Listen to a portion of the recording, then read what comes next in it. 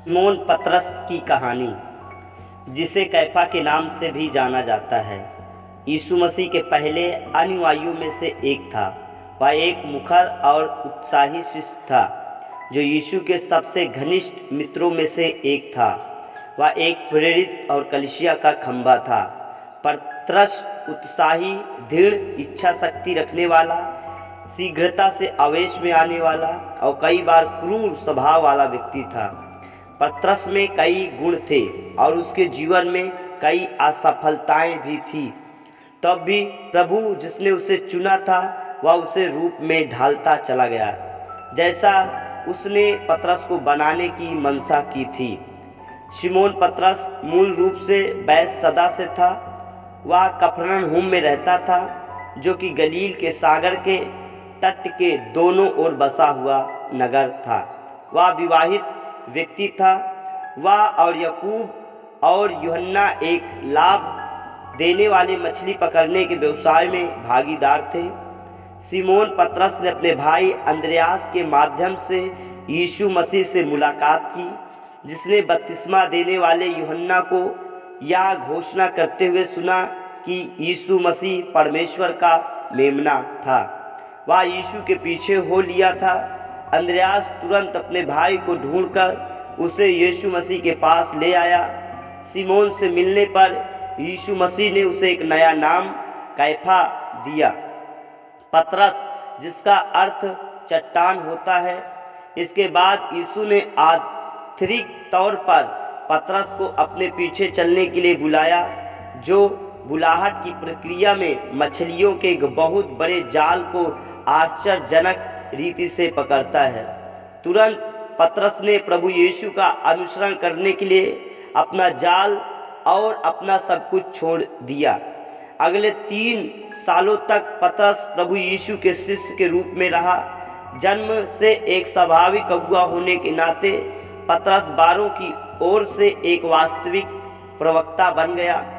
अधिक महत्वपूर्ण रूप से यह पतरस ही था जिसने यीशु को सबसे पहले मसीह जीवित परमेश्वर का पुत्र के रूप में स्वीकार किया था, जो कि एक ऐसा सत्य था जिसे यीशु ने कहा था कि यह पतरस के ऊपर ईश्वरीय रीत से प्रकट किया गया था। याकूब और यूहन्ना के साथ पतरस यीशु के शिष्यों के आंतरिक घेरे का हिस्सा था। केवल यही 3 याईर के पुत्री को जीवित किए जाने के समय और रूपांतरण की पहाड़ी पर यीशु के साथ उपस्थित थे। पतरस और यूहन्ना को फसह की अंतिम फसह भोज को तैयार करने के लिए विशेष कार्य दिया गया था। कई उदाहरणों में पतरस ने स्वयं को उतावलेपन के विषय में प्रथम व्यक्ति के रूप में प्रकट किया था। उदाहरण के लिए पतरस ही था जिसने यीशु को पानी पर चलने के लिए नाव को छोड़ दिया था और तुरंत यीशु से अपनी आंखों को हटा लिया था और डूबना आरंभ कर दिया था। यह पतरस ही था जिसने यीशु को अपनी मृत्यु के बारे में बोलने के लिए डांटा था और प्रभु के द्वारा शीघ्रता से सुधारा गया था।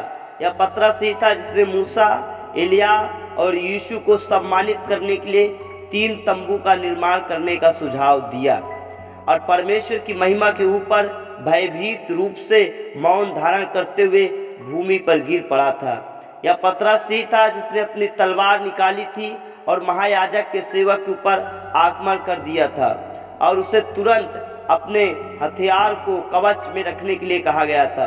यह पतरस ही था जिसने दावा किया था वह कभी भी प्रभु को त्याग नहीं करेगा, चाहे शेष उसे छोड़कर क्यों न चले जाएं, और बाद में उसका इनकार 3 बार किया था कि वह प्रभु को नहीं जानता। पतरस के जीवन में सभी उतार चढ़ाव भी प्रभु यीशु उसका प्यार प्रभु और विश्वास योग्य मार्गदर्शक बने रहा। यीशु ने सिमोन पतरस के रूप में पुनः वह चट्टान में है या प्रतिज्ञा करते हुए कि वह यीशु की कलीसिया के स्थापना में महत्वपूर्ण भूमिका निभाएगा।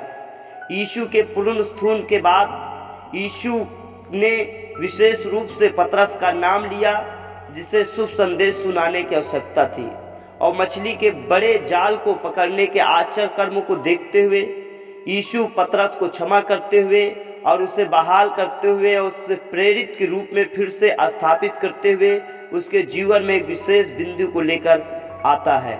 पेंतुस्त के दिन पतरस यरूशलेम में भीड़ के लिए मुख्य वक्ता होता है और कलीसिया लगभग 3000 नए विश्वासियों को अपने में मिलाए जाने के साथ आरंभ होती है। बाद में पतरस ने एक लंगड़े भिखारी को चंगा किया और यहूदी महासभा के सामने साहस के साथ प्रचार किया, यहाँ तक कि उसकी कैद, पिटाई और उसे दी गई धमकियों भी मसीह के लिए प्रचार करने के पतरस के संकल्प को कम नहीं कर सकी।